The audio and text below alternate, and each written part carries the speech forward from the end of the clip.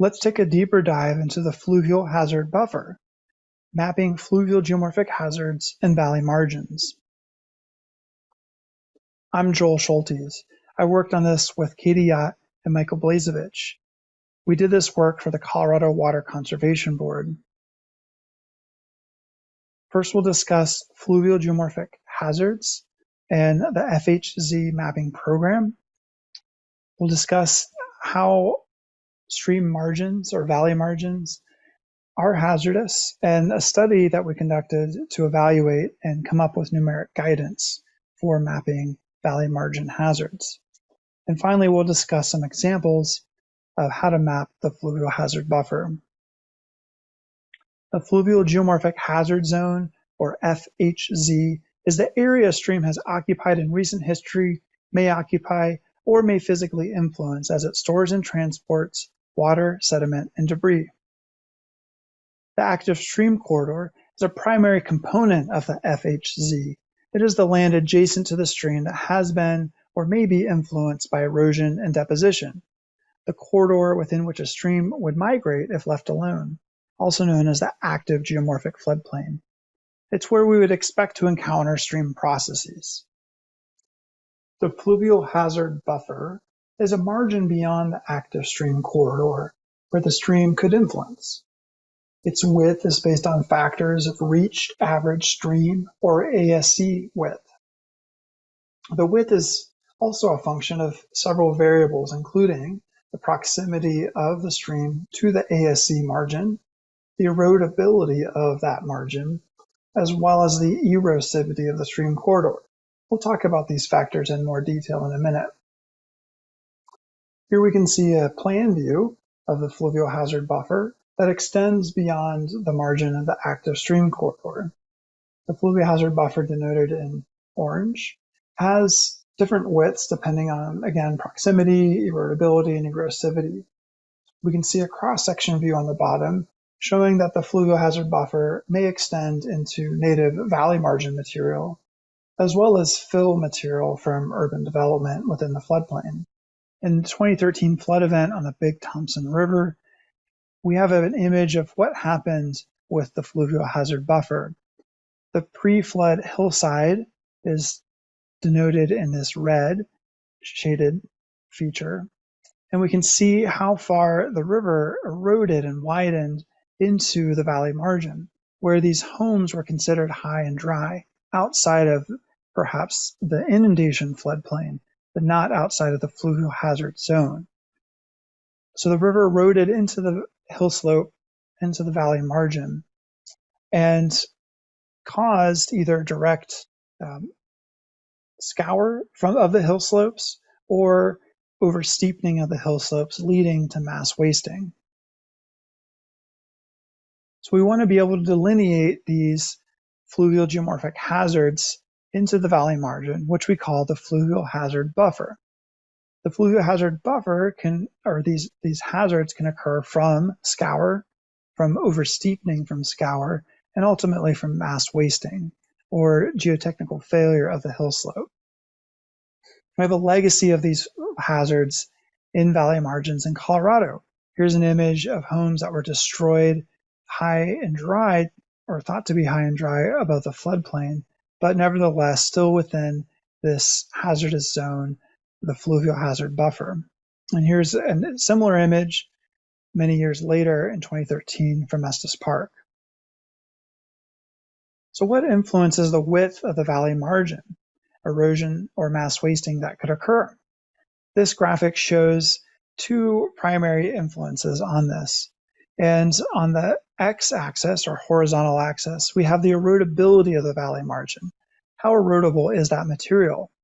On the left, we have bedrock, not very erodible, very resistant.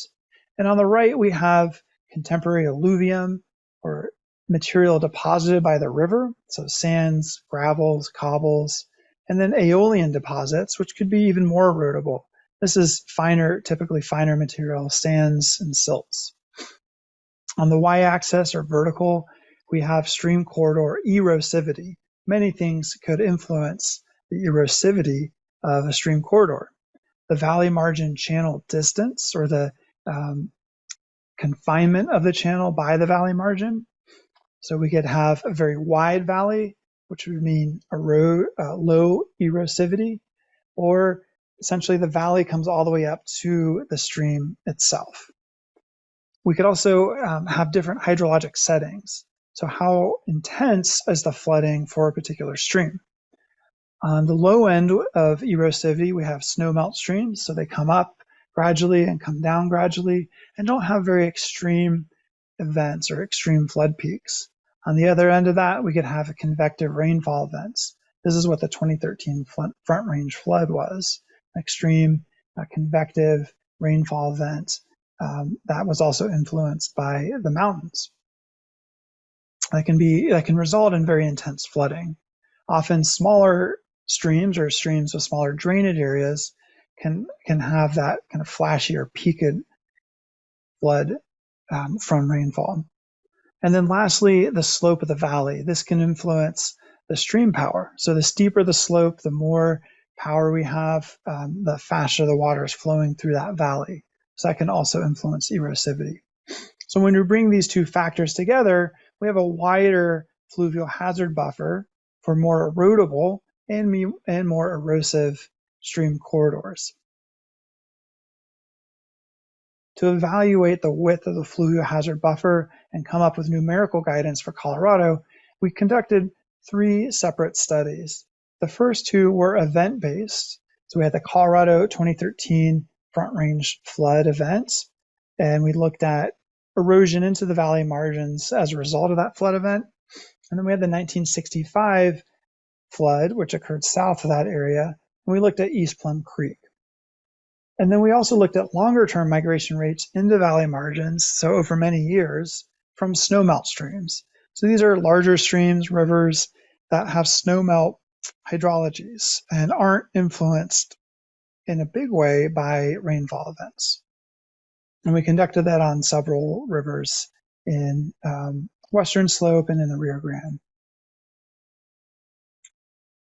So for our first study, we looked at hill slope erosion as a result of the 2013 Colorado Front Range flood. And we looked at where valley margin erosion occurred, which is all these red lines on the black and white image, across many streams on the Front Range.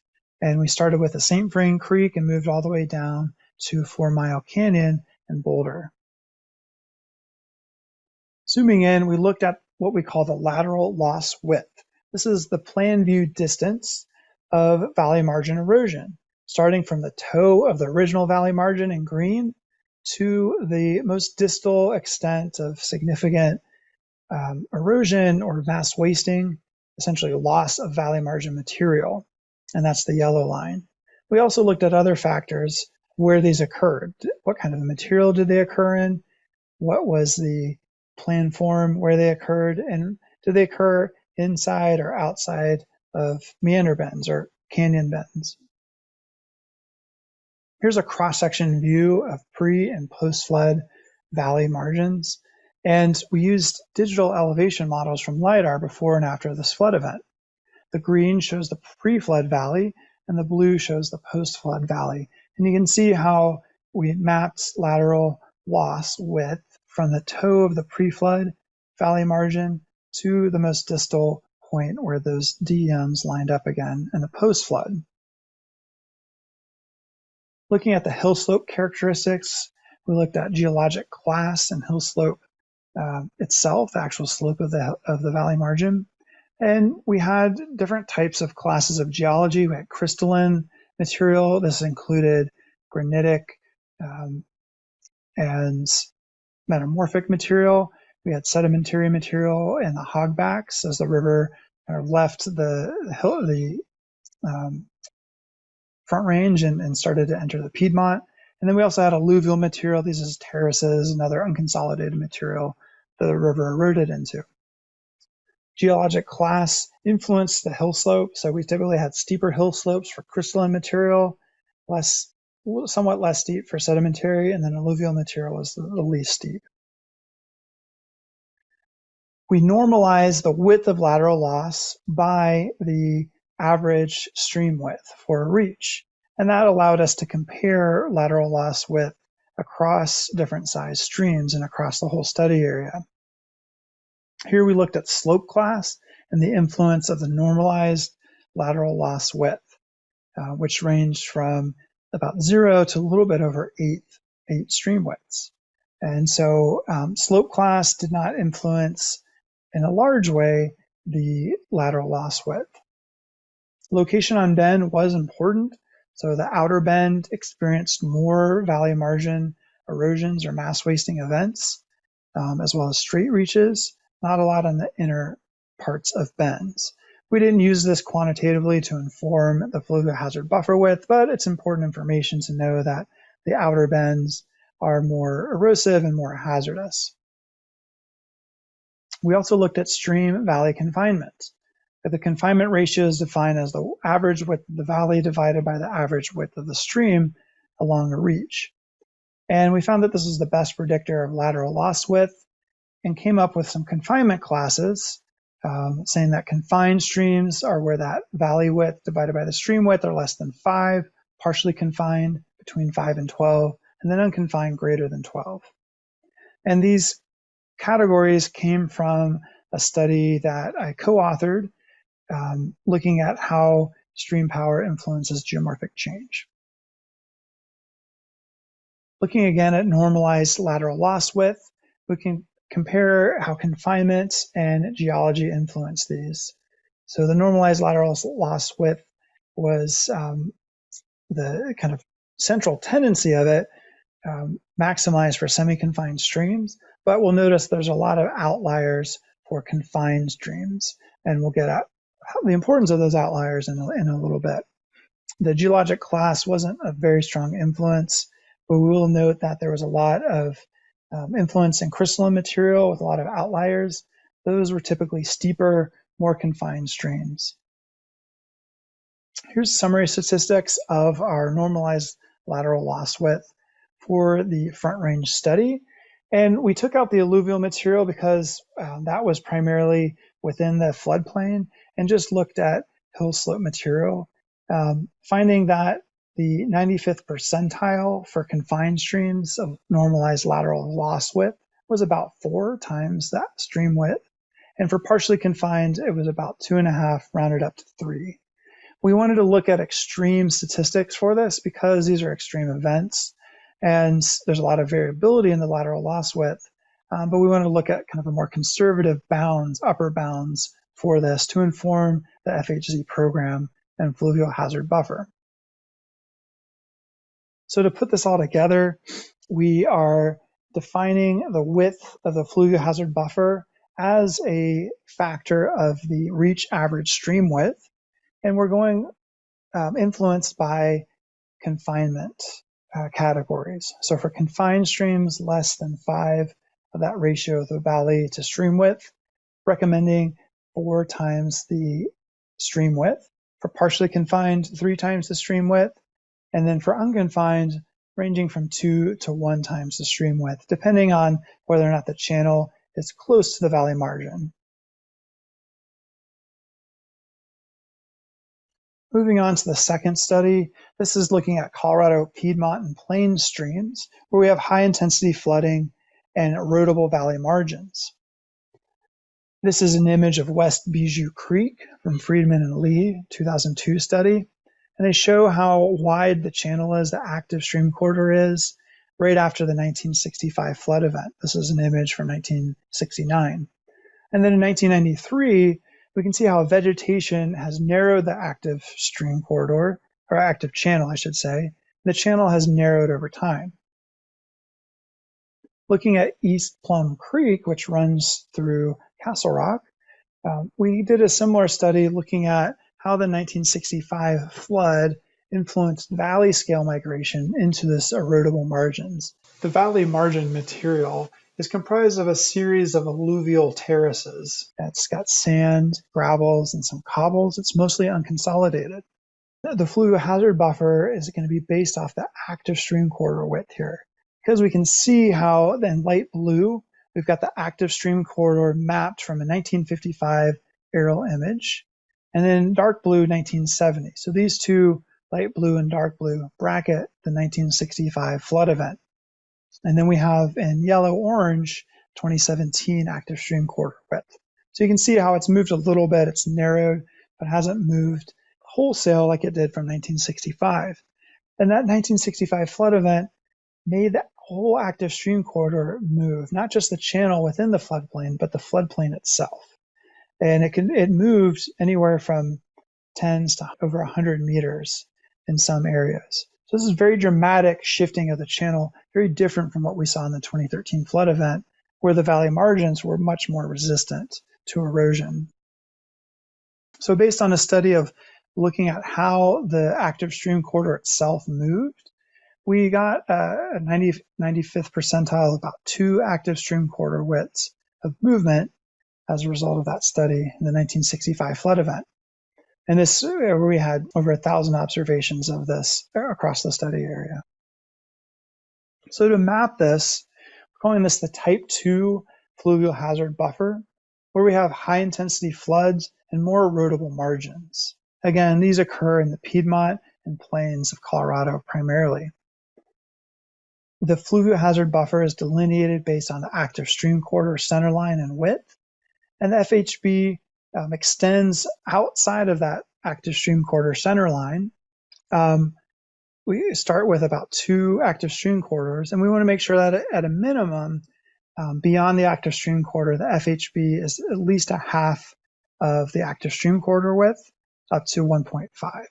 And so that can then be changed or altered based on the grounds and mapping judgment. The final study I'll talk about is our snowmelt stream study. We mapped channel location or stream location over time from historic aerial images and looked at how the channel eroded into the valley margin. We had over 170 observations of lateral loss width across 250 kilometers of streams. 14 of those observations of lateral loss width occurred within valley margins, so most of them occurred just within the floodplain. And where those valley margin lateral losses occurred, a lot of them were in alluvial fans. This is where we have more erodible material and unconsolidated material. The median was 0.5 stream widths of lateral loss width, and the 90th percentile was about 1. So we're recommending that the Fluvial Hazard Buffer range from about 1/4 to 1 stream widths, depending on the material of the valley margin, depending on how close the river or stream is to the valley margin. So to summarize, we have type 1 streams, high intensity flooding, and less erodible valley margins. This includes the Colorado Front Range as well as small drainages elsewhere in the state. These could be in the mountains or the desert, western slope, anywhere where we have less than 100 square miles approximately of drainage area, and where we could expect high intensity convective rainfall to occur either from monsoons or summer precipitation. The material of the valley margins might be crystalline or colluvial, and the Fluvial Hazard Buffer is 1 to 4 stream widths out from the active stream corridor margin. Type 2 streams are again high intensity flooding, convective rainfall, as well as more erodible valley margins. These are typically found in the Colorado Piedmont and plains. The Fluvial Hazard Buffer is going to range from about 1.5 to 2 active stream corridor widths from the center line of the active stream corridor. And then we look at just the margin beyond the active stream corridor, should be a minimum of a half of an active stream corridor width. And then finally, we have type 3 snowmelt rivers or streams. These are larger drainages, typically greater than 100 square miles.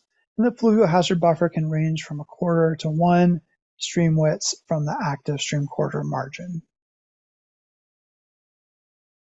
This numerical guidance is given in more detail in the Fluvial Hazard Zone delineation protocol. And here's a table from the chapter describing the Fluvial Hazard Buffer.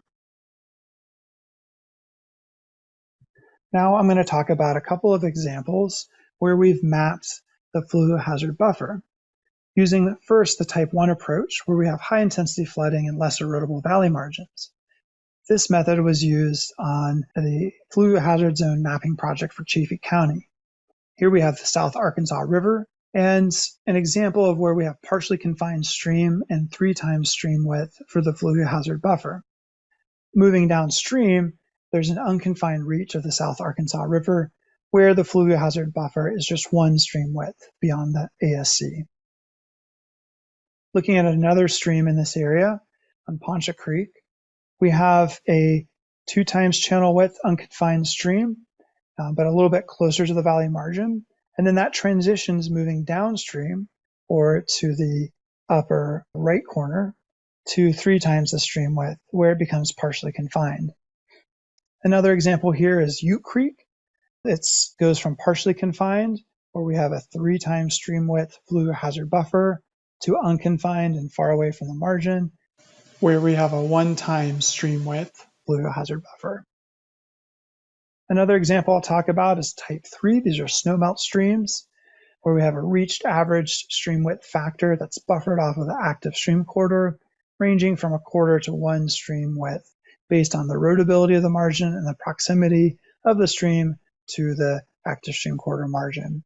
And another note here is that we connect the fluvial hazard buffer across meander bends where appropriate. Here we have an erodible margin, and so it makes sense that over time the stream could still erode through that.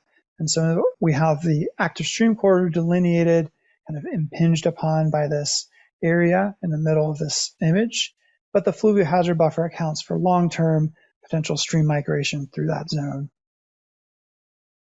So the example I'll talk about specifically is the Gunnison River in Mesa County. Here the valley width averages 540 feet, stream width is 240 feet, and our confinement is just over 2. The fluvial hazard buffer here ranges from 1 to 1/4 stream widths. Here's an example where it's half a stream width, here's where it's 1/4, and here's where it's 1 stream width. Now, what influenced this is a number of things. The underlying geology was really important. And the river, although it's really close to the margin of the active stream corridor in this area, the boundary is highly resistant. This is sandstone material with some mudstone. It's material that's not really eroding actively over a human timescale, but maybe over more of a geologic timescale. So we had the minimum active fluvial hazard buffer here of 1/4 stream width.